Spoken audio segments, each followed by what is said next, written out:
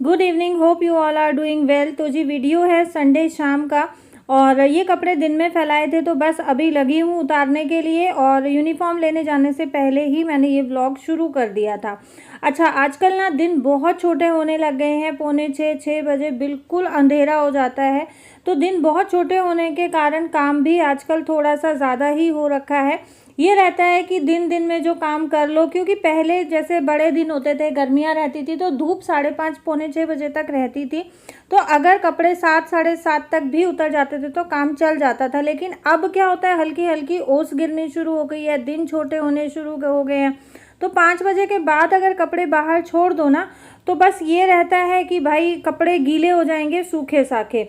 But मुझे ये था कि ये और एक मैंने लॉट लगा रखा था तो बस ये कपड़े उतार के ये फैला देती हूँ, तो कुछ तो रात भर में थोड़े बहुत सूखेंगे, कुछ ये होगा तो फिर कल सुबह में धूप निकल जाएगी। क्योंकि कल मंडे मॉर्निंग है तो मंडे को बच्चों को स्कूल जाना है, सुबह सुबह शेड्यूल थोड़ा सा बिजी हो जाता है।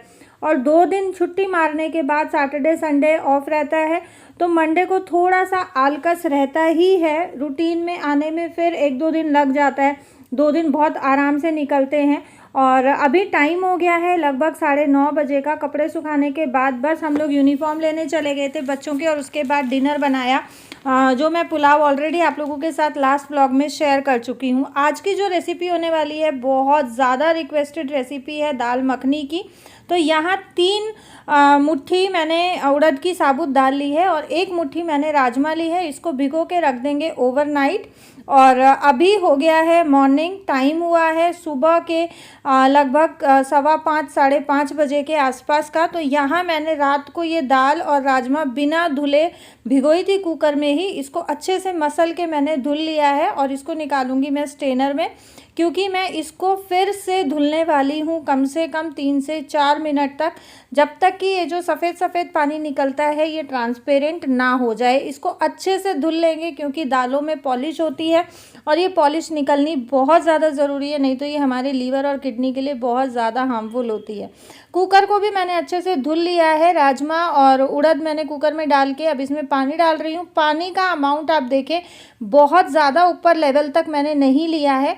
और इसमें हम जितना हमें नमक लगेगा उसका आधा नमक, जितनी हल्दी लगेगी उसकी आधी हल्दी, और 5 से 7 साबुत लाल मिर्च, थोड़ा सा घी डाला है ताकि दाल निकले ना। 1 सीटी तेज़ गैस में लगाएंगे। 6 से 7 सीटियाँ मैंने 9 से 10 लगवाई थी मंदी गैस में। और यहाँ दाल मैंने उबलने रख दी है। चाय वगैरह मेरी हो गई है, फ्रेशन अप हो गई हूँ। सुबह के जो डेली रूटीन के काम होते हैं उनसे मैं फ्री हो गई हूँ और साथ साथ मैंने मशीन का लॉट भी लगा रखा है। तो अभी ये सब काम निपटाते निपटाते टाइम हो गया था लगभग 6:15 बजे का। तो मैं यहाँ पे तैयारी कर रही हूँ बच्चों के नाश्ते की।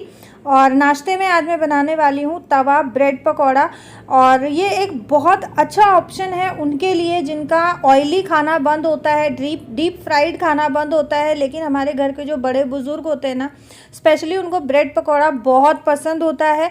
और बच्चे क्या करते हैं, वो आलू वाला ब्रेड पकौड़ा खाने में बहुत टाइम आनाकानी करते हैं। तो ये बहुत अच्छा ऑप्शन है, बहुत जल्दी बन जाता है और बच्चों को बड़ों को सबको यकीन मानिए कि बहुत पसंद आने वाला है। बेसन को मैंने थोड़ा थोड़ा पानी डाल के अच्छे से फेंट लिया, गुठलियाँ नहीं रहनी चाहिए। और बहुत बारीक मैंने 2 प्याज चॉप किए थे। अच्छा, आपके पास सब्ज़ी हैं तो आप सब्ज़ी भी इसमें चॉप करके डाल सकते हैं। मैंने सिर्फ प्याज और हरी मिर्च डाली है और इसमें नमक डाल के अच्छे से उसका मैंने घोल बना के 10 मिनट के लिए रेस्ट होने छोड़ दिया है। जब तक हमारा बेसन का घोल रेस्ट हो रहा है तब तक जो है मेरा ये लॉट भी पूरा हो गया था। तो मैं कपड़े फैला लूँगी। बस यही रहता है, एक के बाद एक काम मैं अपने दिमाग में रखती हूँ कि मुझे इस काम के बाद कौन सा काम करना है। और सुबह सुबह ना मुझे बहुत सारे कमेंट्स आते हैं कि दीदी हमारा बहुत टाइम वेस्ट हो जाता है, हमसे काम मैनेज नहीं हो पाता है, कितना भी करो लेकिन काम नहीं हम सिमेट पाते हैं। बहुत सारे इस तरीके के कमेंट्स आते हैं। तो इसके लिए ना आपको एक जो अपनी आदत बदलनी पड़ेगी, जो आजकल इस टाइम पे हम सबकी आदत बनी हुई है। एक तो उठते ही हमारे हाथ में फ़ोन आ जाता है, उसके बाद एक काम किया, 2 काम किया, फ़ोन चेक करने लग गए, फिर 1-2 काम किया, फिर फ़ोन चेक करने लगे। तो फ़ोन आप एक बार लग जाते हो ना तो वो आपका इतना टाइम खा जाता है, आपको पता ही नहीं चलता कि कैसे टाइम निकल जाता है। तो फ़ोन की आदत को हमें छोड़ना पड़ेगा। मैं मॉर्निंग में फ़ोन बिल्कुल भी नहीं उठाती हूँ, चाहे उसमें कोई भी मैसेज आए, फ़ोन आए, कुछ भी आए, लेकिन मॉर्निंग का जब तक मेरा काम ख़त्म नहीं हो जाता है, हस्बैंड ऑफिस नहीं चले जाते हैं, तब तक मैं फ़ोन को हाथ नहीं लगाती हूँ। और यहाँ पे जो है बैटर भी मेरा रेस्ट हो गया था, बस उसको डिप किया और तवे पे हमने सेक लिया अच्छे से। बहुत मज़े के बनते हैं ये इस तरीके से तवा ब्रेड पकौड़ा। आप एक बारी बना के ज़रूर देखिएगा और फिर मेरे साथ शेयर ज़रूर कीजिएगा कि रेसिपी आपको कैसी लगी। और ये बहुत हेल्दी होता है, आप बच्चों के लिए बना रहे हैं, आप इसमें वेजिटेबल्स बहुत बारीक चॉप करके डाल सकते हैं, या चॉप में अगर बच्चे नहीं खाते तो आप कद्दूकस करके सब्जियों को डाल सकते हैं, बहुत मज़े का बनता है। अच्छा, मैं घी लगा के बना रही हूँ, आपको अगर ये ऑयल फ्री घी फ्री बनाना है तो इसको हम बिना तेल या बिना घी के भी सेक सकते हैं। और ये यहाँ हमारा तवा ब्रेड पकौड़ा बनके बिल्कुल रेडी है। ये ऊपर से बहुत क्रिस्पी होता है, अंदर से उतना ही सॉफ्ट होता है, तो हमारे घर के जो बड़े बुजुर्ग होते हैं वो भी बहुत आराम से, बहुत मज़े के साथ इसको खा सकते हैं। तो जी बच्चे चले गए हैं स्कूल और मैं यहाँ लगी हूँ लंच की तैयारी करने। तो ये दाल मखनी आप देखें बहुत अच्छे से बॉयल हो गई है और इसमें जो लाल मिर्चें हमने डाली थी उनको मैं अलग से निकाल लूँगी। हम अगर इस तरीके से दाल के साथ लाल मिर्चें उबालते हैं, इसको हम टमाटर के साथ पीस के ग्रेवी बनाएंगे तो हमें बहुत ज़्यादा कश्मीरी लाल मिर्च की ज़रूरत नहीं पड़ती है। ये लाल मिर्च से दाल में बहुत अच्छा कलर आ जाता है और फ्लेवर भी बहुत अच्छा रहता है। दाल आप देखें बहुत अच्छे से बिल्कुल बहुत बढ़िया गल गई है। और इसमें अब मैंने इसको हल्का सा मैश करके थोड़ा पानी ऐड किया है। पानी ऐड करके मैं इसको अच्छे से मैश कर लूँगी। थोड़ा सा मोटा मोटा रखूँगी, बिल्कुल फाइनली मैश नहीं करूँगी। अगर आपको चाहिए बहुत ज़्यादा गाढ़ी गाढ़ी तो आप इसको पूरे तरीके से मैश कर लें, लेकिन थोड़ा थोड़ा उड़द और राजमा जब खड़ा खड़ा रहता है ना तो दाल में अलग ही टेस्ट आता है। तो मैंने इसको बहुत बिल्कुल फाइनली मैश नहीं किया है, फ़ाइन तरीके से मैश नहीं किया है। और यहाँ अब हम तैयारी करेंगे दाल में छौंक लगाने की। अच्छा, यहाँ आपको एक बात बोलना चाहूँगी, जब भी हम गैस जलाते हैं ना तो हमें बर्तन हटा के गैस जलाना चाहिए, या तवा रखते हैं तो तवा हटा के गैस चलाना चाहिए।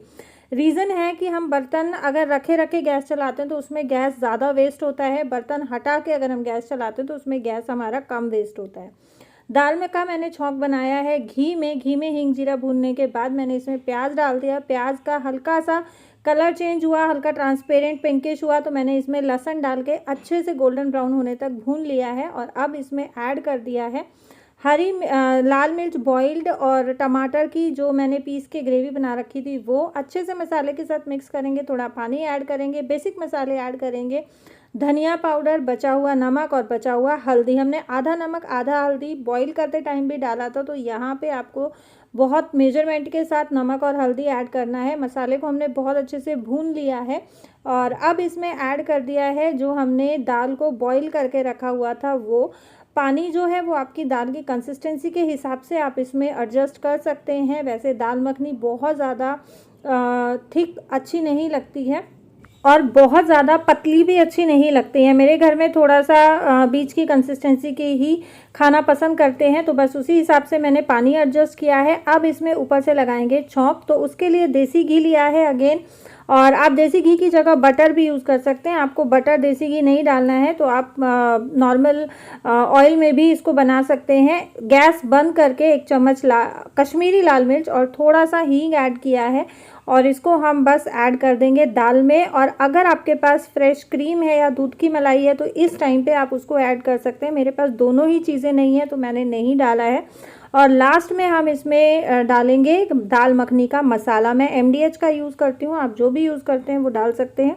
और दाल मखनी इस तरीके से बहुत डिलीशियस बनती है, बहुत टेस्टी बनती है। यहाँ मैं साथ साथ लगी हूँ हस्बैंड के नाश्ते और लंच की रोटियाँ बनाने के लिए, और बस बच्चों को छोड़ के आते ही वो रेडी होके ऑफिस के लिए निकल गए थे।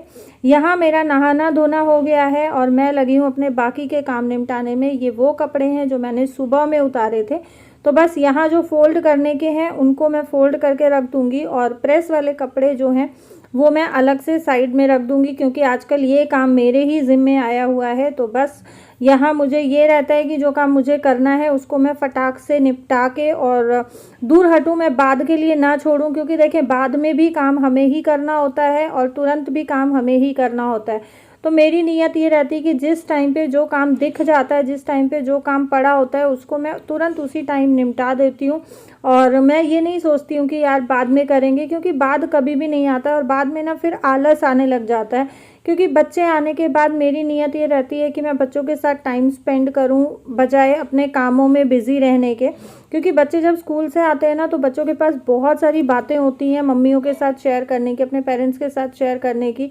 और पेरेंट्स को बच्चों को स्कूल से आने के बाद कम से कम, ज़्यादा नहीं तो आधा पौना 1 घंटा ज़रूर देना चाहिए, ताकि बच्चे अपने स्कूल की बातें, अपने दोस्तों की बातें आपके साथ शेयर करें।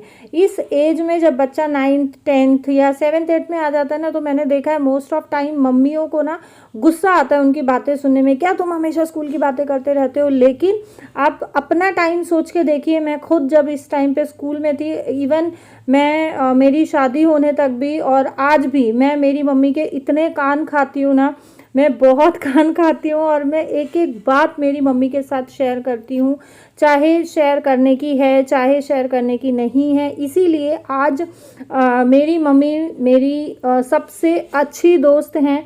और मेरी मम्मी एक ऐसी इंसान है जिनसे मैं हर तरीके की बात कर सकती हूँ, चाहे वो किसी भी तरीके की हो। हम लोग माँ बेटी से ज़्यादा एज अ फ्रेंड्स रहते हैं, और ये सिर्फ इसी कारण पॉसिबल हो पाया है क्योंकि स्टार्टिंग से जो भी बातें मैं मम्मी के साथ शेयर करती थी, वो बातें मम्मी सुनती थी।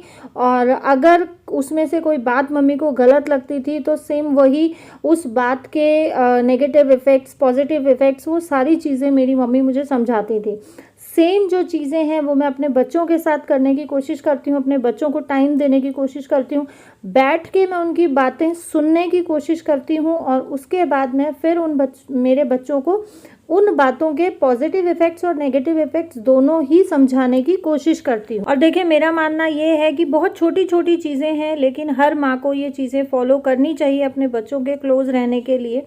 और एक औरत सुबह उठने से लेके रात को सोने तक पूरा दिन नॉन स्टॉप लगी रहती है। एक औरत का काम कभी भी ज़िंदगी में ख़त्म नहीं होता है। अगर आप ये सोचते हो ना कि हाँ अब मेरा काम ख़त्म हो गया, अब मैं शांति से बैठूंगी, जैसे अब इस टाइम पे मेरे घर का सारा काम ख़त्म हो गया था और मैं पहले सोच रही थी कि मैं थोड़ा देर रेस्ट कर लेती हूँ, लेकिन फिर मुझे लगा कि यार सब्ज़ी लेके आए थे, मटर छीलनी है, तो मैं मटर छील के रख देती हूँ, क्योंकि कल मंगलवार है, मंगलवार को हम लहसुन प्याज यूज़ नहीं करते हैं।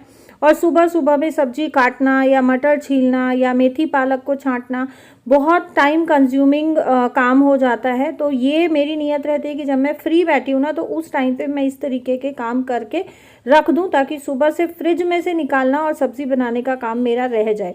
तो एक औरत शांति से कभी भी नहीं बैठ सकती है, चाहे वो कितना भी सोच ले, लेकिन कोई ना कोई काम घर में ज़रूर निकल आता है। और लास्ट में एक औरत को सुनना क्या पड़ता है कि तुम सारा दिन करती क्या हो। ये हर औरत की कहानी है, सिर्फ मेरी नहीं है। हर औरत को कभी ना कभी ये चीज़ घर वालों से, बच्चों से या हस्बैंड से ये बातें सुननी ही पड़ती हैं कभी ना कभी तो। और बस इसी वजह से मैं ये बोलती हूँ कि अपने टाइम में से कुछ टाइम, बिज़ी शेड्यूल में से, घर के काम के शेड्यूल में से कुछ टाइम हमें अपने लिए ज़रूर देना चाहिए, अपने लिए ज़रूर निकालना चाहिए। अगर नहीं निकलता है तो उस टाइम पे आप उस बात को याद करो कि आपने इतना कुछ इस घर को दिया, परिवार को दिया, बच्चों को दिया, लेकिन फिर भी लास्ट में आपके हिस्से क्या आ रहा है, करती ही क्या हो। तो अपने घर के काम के साथ, अपनी जिम्मेदारियों के साथ साथ अपने को भी टाइम आप थोड़ा सा दो, अपने बच्चों को भी टाइम थोड़ा सा दो, तो वो चीज़ें बहुत ज़्यादा आपकी लाइफ को इजी बना देती हैं, बहुत ज़्यादा आपकी लाइफ को स्मूथ बना देती हैं। और यहाँ सैलेड भी दोपहर के लिए मैंने साथ साथ काट के रख दिया है। अब बारी आती है जो मैंने मटर छील के रखी है उसको स्टोर करने की। तो जो खीरे बचे हुए हैं इनको मैं कंटेनर में डाल के फ्रिज में रख दूंगी, क्योंकि ये गीले हैं, तो ऐसा ना हो कि पन्नी में ख़राब हो जाए। और जो पन्नी खाली हुई है इसी में मैं ये मटर के और खीरे के छिलके डाल के डस्टबिन में डाल दूंगी। और इसी तरीके से मैं साथ साथ अपना काम निपटाती हुई चलती हूँ। इसीलिए मेरा घर बहुत ज़्यादा नीट एंड क्लीन रहता है, काम करने में मुझे बहुत ज़्यादा मुश्किल नहीं होती है। यहाँ मैंने एक एयर टाइट कंटेनर लिया है, ये एक्चुअली बोल है, इसमें टिश्यू पेपर लगाया, मटर डाली, ऊपर से एक और टिश्यू पेपर लगाया और इसको ढक के मैं फ्रिज में रख दूंगी। इस तरीके से सब्ज़ी अगर आप स्टोर करके रखते हो तो ये मटर लगभग 10 से 15 दिन बहुत आराम से चल जाती है, बशर्ते आपको बीच बीच में टिश्यू चेंज करते रहना है। यहाँ मैंने ये किचन टॉवल धोए थे, इनके लिए मैंने एक अलग से बॉक्स बना के रखा है, तो इनको भी मैं फोल्ड करके साथ साथ बॉक्स में डाल के रख दूँगी। और इस तरीके से किचन टॉवल बॉक्स में डाल के रखने का फ़ायदा ये है कि ये डस्ट से बचे रहते हैं, डस्ट नहीं होता है इनमें और क्लटर नहीं मचता है किचन में। अगर आप ड्रॉर में डालते हो तो बहुत ज़्यादा क्लटर मच जाता है, बार बार उसको ऑर्गेनाइज़ करो, बार बार ये अनफोल्ड हो जाते हैं, तो बहुत दिक्कत थोड़ी सी रहती है। तो इस वजह से मैंने अलग से बॉक्स बनाया है। तो जी ये था मेरा आज का वीडियो। उम्मीद करती हूँ कि आप लोगों को पसंद आया होगा। अभी लेती हूँ मैं आप लोगों से विदा। मिलेंगे कल एक नई रेसिपी के साथ, नए कंटेंट के साथ। तब तक अगर आपको वीडियो पसंद आया हो, रेसिपी पसंद आई हो, तो वीडियो को लाइक करें, शेयर करें फैमिली, फ्रेंड्स एंड रिलेटिव्स के साथ। चैनल सब्सक्राइब नहीं किया तो चैनल को सब्सक्राइब करें। Thank you so much for watching my blogs.